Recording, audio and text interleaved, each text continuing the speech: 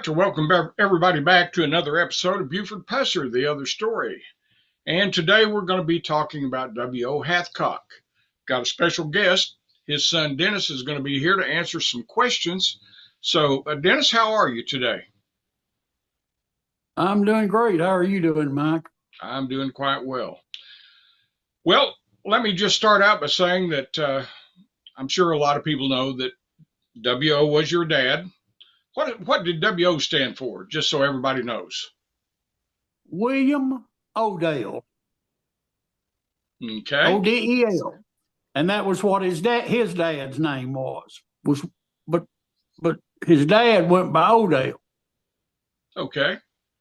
Well, also, can you tell us about your dad's early years? Well, they lived at Mickey, Tennessee.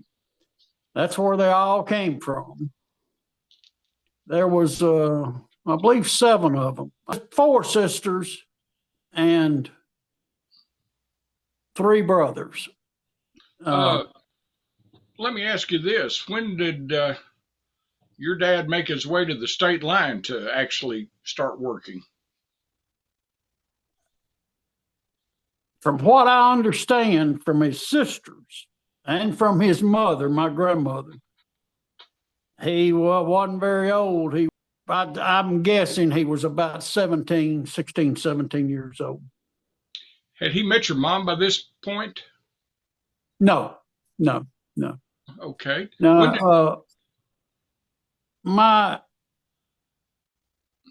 granddaddy, his dad, had gone to Texas to work. Daddy quit going to school and went out and tried making a living for. Daddy was the oldest one, and he was going to make a living for all the rest of them, and so that's what he tried to do. Those were really tough years back then. Do you know how old he was when he met your mom, Larice? I think he was about 19 or 20, 19 or 20, somewhere along in there. Well, when did W.O. start working for Jack? I understand that was where he got his kind of a start at the state line. Right. Well, see, Jack was his uncle. Right. Jack was his dad's brother. And him and his dad, I don't think, got along too good. So Jack kind of took him under his wing, and he went out there and went to work for Jack at the old state line. You know about how long that he stayed there working with Jack? Let's see. About 4 years. And I imagine that maybe during 5, that time, 4 or 5 years. Yeah, huh? I imagine that during that time he kind of learned what all went on at the state line and how that there was probably a pretty good living to be made there. Oh yeah. I saw my dad do that old 3-card monte. He's the best I've ever seen, and everybody that saw him do it said he was the best they'd ever seen at it. But I've seen him take people's every penny they had, their watches, everything they had, and then they'd still be trying to borrow money, and he'd just laugh and say, "Here's all your money back, and here's your watch and stuff. Now you need to learn a lesson from this." Huh. I've got a photo of your dad here, and he's holding you,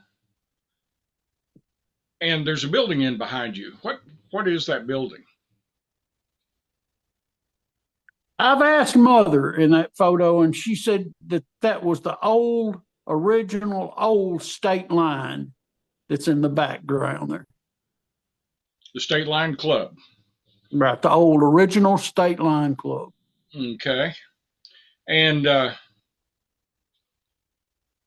know he purchased property across the highway, or almost directly across the highway from the Shamrock. Uh, Right. you know, do you know about when he purchased that? About 1940, 48, I think. Okay. And Got and and let me say this, I've heard this. He tried to borrow the money from his dad because he didn't want to ask Jack for it because he was working for Jack. And he went and the bank loaned him the money on his signature. He got and he never forgot that. He stuck with the same bank till the last breath he dropped. He never forgot that from that bank. something to be said for loyalty. Uh, Now there's a photo of him on the property there, I guess, and there's a little trailer in behind it. Uh, Yes, what was the trailer all about? that was where they lived, mother and daddy, and where I lived for. I think they said about a year and a half till they built the plantation. Huh. Okay. Uh, did he do any kind of business out of that trailer? Oh yeah, they bootlegged out of that trailer. Bonded again, bonded whiskey, not white whiskey, but bonded whiskey. Right. And in case people don't know the difference, do you want to explain that to them? Well, of course, down in that part of the country, a lot of people made whiskey and sold white whiskey, and I guess you made a lot more profit on it. But if you got caught selling it, that was a federal charge, That was and moonshine, they was basically. very unhappy with you, and they sent you to the federal prison back then. If you got caught just bootlegging, selling bonded whiskey that the federal tax had been paid on and everything, usually the state tax had been paid on it too. There wasn't anything but a little local fine that was, I think, about $25 back then or something. And Yeah, and I guess what's important to point out is uh, Walking Tall movies really skewed a lot of this story and right. the facts about moonshine and bootlegging and everything else. But we'll get to that a little bit later. Uh, Let me go on and ask you uh, when Jack found out that W.O. had bought that property and what he was going to do with it, what did that do with their relationship? He was not very happy about it, I can tell you that. But he had married Louise, Jack had, and Louise and mother were closer than sisters. So it wasn't they just didn't speak to each other. Let me put it that way. Your dad and Jack didn't And speak to Jack. each other. But Louise and mother continued to always talk to each other, and occasionally, if Louise got drunk or something, she would come over there across the street over there to the plantation to see mother.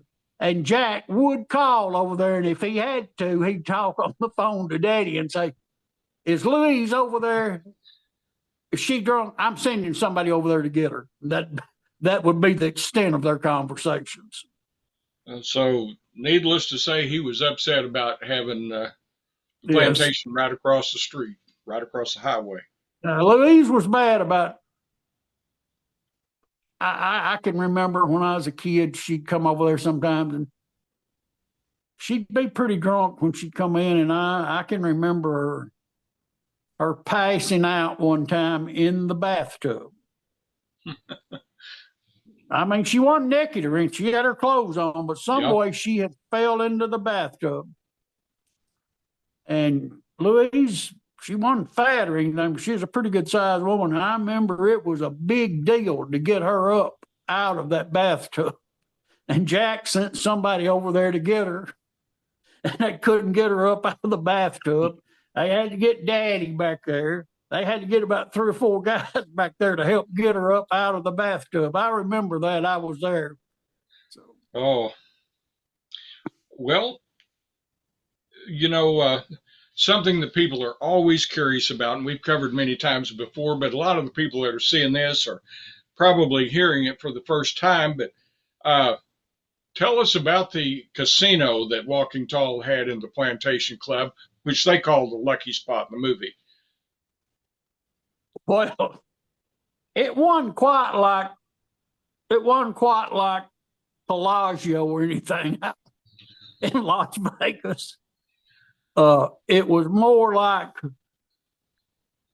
a little crap table that Daddy made out of a couple of sheets of plywood, and he got Jimmy Barker to help him cover it with some pool tablecloth, and I helped hand him the nails and the hammer when he was building it. And it was made out of, like I said, a couple of sheets of plywood and maybe 4 2x4s. So what you're telling us is there was no roulette tables and slot machines and any of that? No. And the card tables was the same tables that they drank off of. If they was going to play some cards, they sat down at a card table that was at one of the out in the tables. Open. Out in the open, and it wasn't quite like Las Vegas. You couldn't hardly consider it organized gambling. No, not hardly. Disorganized gambling. Disorganized gambling. Be sure and subscribe and hit that bell so that you'll get notifications of new videos when they're released. They do have the scene in there where that Buford and his buddy, Ludy McVeigh, came in, and Ludy was gambling when doing it with Buford's money, basically. Buford ever come to the Plantation Club and gamble that you know of? Well, Daddy, when he was in the hospital after they knocked him in the head and robbed him, he swore up and down. I was there when they were questioning him and talking to him about it. And he swore up and down when they brought pictures of Buford Pusser for him to identify, he swore that he'd never seen him before till that night, that was him, but he had never seen him before. Okay. He had seen one of the others. I don't remember which one it was, but he said he thought he remembered it. But now, Mother, I've heard her tell that she thought, but she couldn't swear to it, that she had seen Buford Pusser in there one time before. But he wasn't gambling. He was back there in the back drinking, out on the back there. He wasn't down there gambling. Yeah. Now, the thing I'd like to point out is Buford would have been really young back then in those days. I mean, we're probably talking in high school or just shortly after he got out of high school.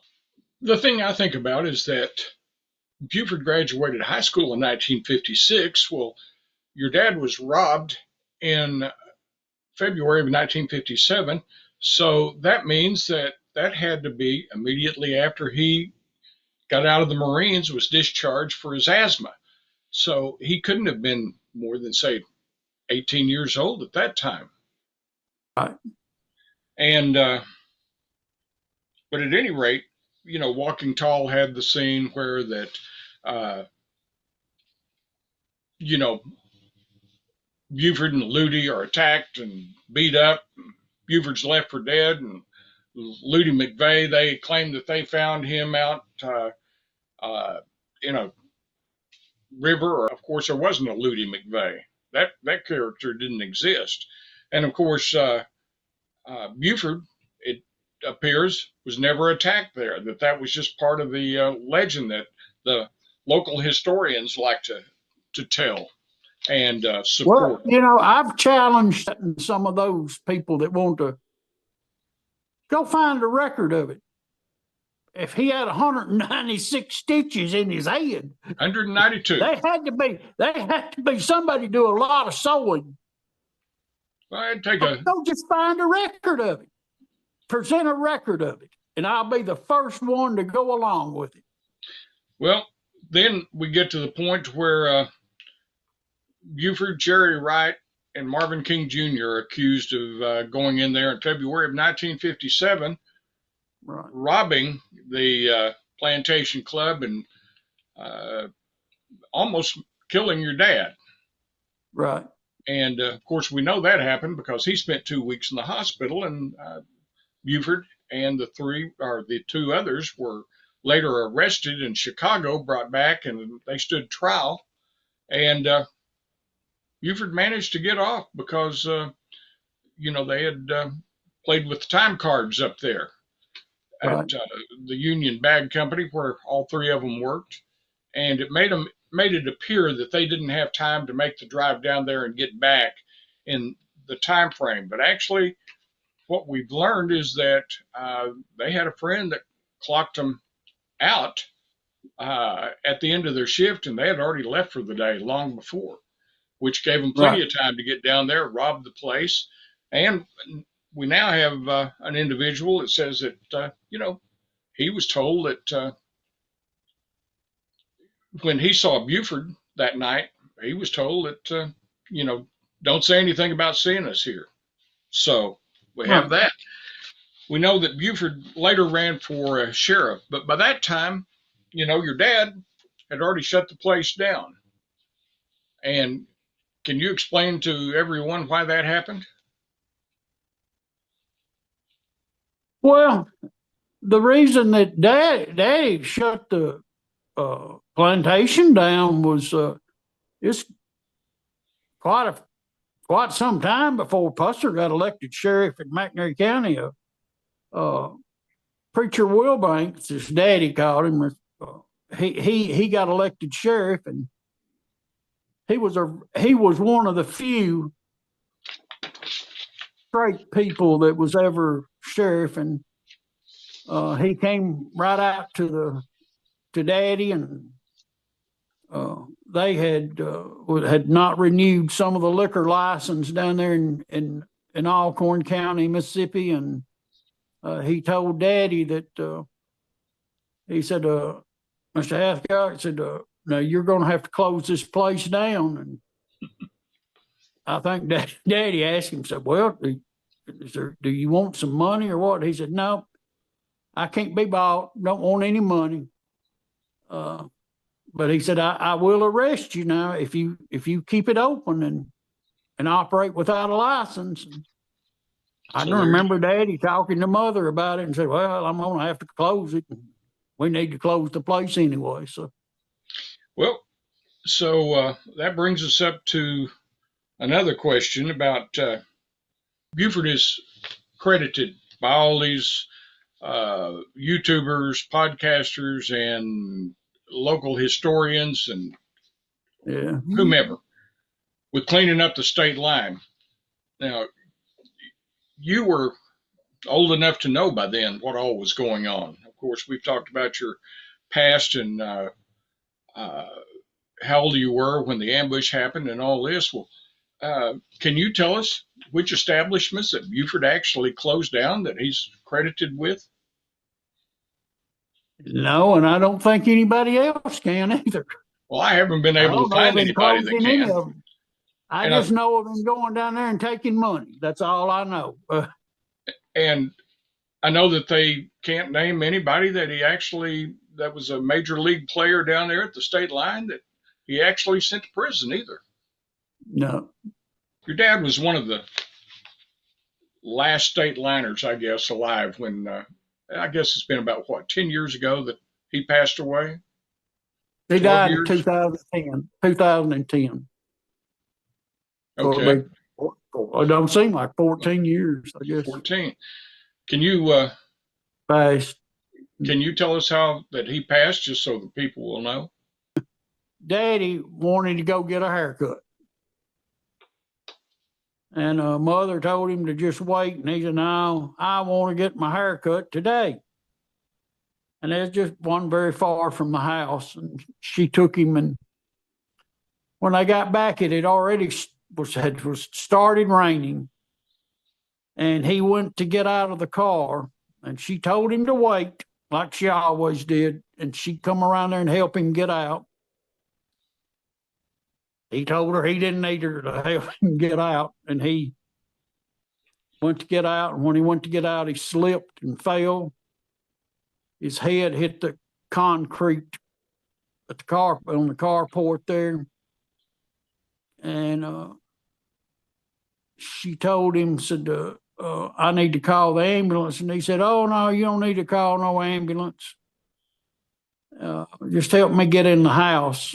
And he went in there and sat down, and she kept telling him she was going to call the ambulance. And he kept, no, you don't need to call. And said, then he got to acting funny. So she did call the ambulance, and they came and got him and took him to the hospital there in Corinth. And of course, I guess they did MRI, X-ray, MRI or whatever, and they immediately saw he had a bad brain bleed. And they said that they was going to have to send him to Tupelo, that there wasn't anybody there, a brain surgeon, that they thought could do anything. So, but he was still conscious when that happened, and he told him, no, he wasn't going to Tupelo.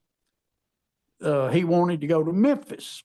And they told him he wouldn't live to get to Memphis because the helicopter couldn't fly because of the weather, rain and the wind and everything that day, and that it couldn't fly, and that he wasn't going to live to there was no way he could live to get to Memphis any other way. They took him down there, and I got down there that night after they got through with the operating on him, and he never actually regained. That night, he kind of acted like he knew me, and he knew his brother and mother, but then he never said anything or anything like that. He couldn't. He had all them tubes down his, and he lived till the 30th, lived 30 days, and then he. So, not to take away from that, but what you're telling us then is that, like in the Walking Tall movie, you know, the character that they had for him was a totally fictitious character that they called Buell Jaggers, that ran a fictional place called the Lucky Spot. Lucky Spot, yeah. And so what you're telling me is all that you saw about how he was killed at the Lucky Spot by Buford running over him with the car as at the end of the movie, none of that ever happened. Slightly exaggerated, yes. Slightly exaggerated. Right. Well, I'll tell you what, this is one of those things where you look at the Pusser legend, and you've got individuals out there that have always had an agenda to support the legend for whatever reason. Some say it's county economics, some say it's city economics for Adamsville, whatever. But the point is, the story that they're telling isn't exactly the same story as a lot of people are telling me whenever I ask them. And I like to think I put a lot more research into it than what a lot of others have. I mean, I know I watch all these other YouTube videos and how they're in awe of Buford and how they praise him for everything he did, when honestly, he didn't do any of it. It was pretty much something, Mike. What it actually did was cause a lot. Instead of helping the county, it hurt the county because people didn't want to bring their family. Right. Murder City, USA. And gave the town a black eye, the county a black eye. And, you know, I can understand why that people wanted to avoid the place. And I just think it would be. My people were even afraid to drive down the highway coming through there. They'd I've go had a lot of way people out of tell the me that. way to avoid coming through Selmer, Tennessee, and McNairy County. I don't know. But we've only got about 2 minutes left here, so let me just close this thing out by saying that what I feel like that they should do, I don't blame them for wanting to support the legend, but I do feel like they could do a much better service to the community and to Buford himself if they would just do it as a Wyatt Earp type story. I know Buford did some good things when he was in office. All sheriffs do. If you're going to get reelected, you've got to do some things right, but it doesn't make up for everything that you do wrong. And Buford did a lot of wrong, and I think they ought to remake and retell their story as more like a Wyatt Earp story, and just be honest with people and say he walked on both sides of the law. And why they won't do that, I have no idea. Why the local historians and uh, legend makers, YouTubers, podcasters uh, want to continue to claim that, he cleaned up McNairy County and all this. He cleaned up the state line. Didn't happen, folks. It just didn't happen. And so I'd like to see him start trying to do something that would be positive for the county and just say, hey, part of this is true, part of it's not. More of it is fictitious than is facts. So we have that. But I'm going to close out here because we're in the winding down seconds and just say, keep following the story. Learn as much as you can about the real story and not what is fabricated that other people are wanting to pass off to you. And join us again for another episode. We'll be back with another one, and it'll be the closing story about Kirksey Nix. But until then, just remember, truth has no agenda. Thanks for being here. Thank you.